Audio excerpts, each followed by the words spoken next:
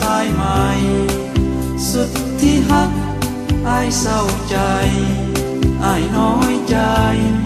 สุดคืนคงน้องสร้างใจดำบ่น่าทำให้อ้ายซ้ำทุกระทมสุดที่ฮักอ้ายตอนตรงสุดคืนคมเศร้ารา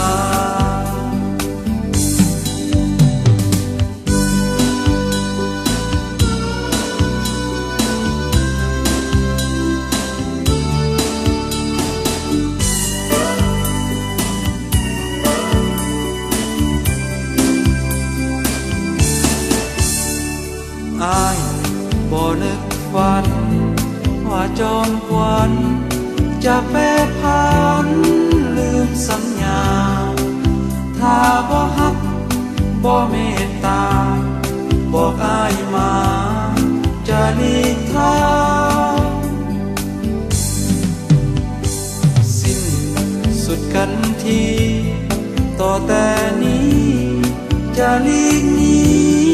ให้ไกลห่างจะบ่คิดให้อุกอังจะหลีกทางให้ดวงใจ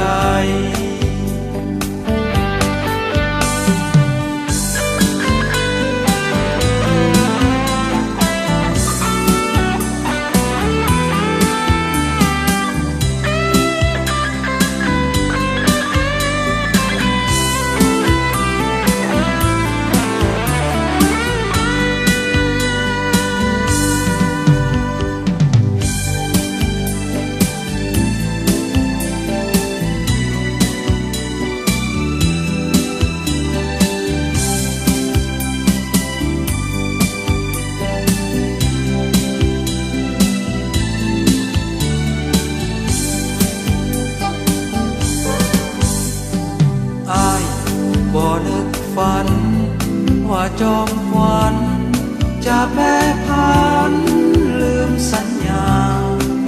ถ้าบ่ฮักบ่เมตตาบอกอ้ายมาจะหลีกทางสิ้นสุดกันทีต่อแต่นี้จะหลีกหนีให้ไกลห่างจะบ่คิดให้อุกอังจะหลีก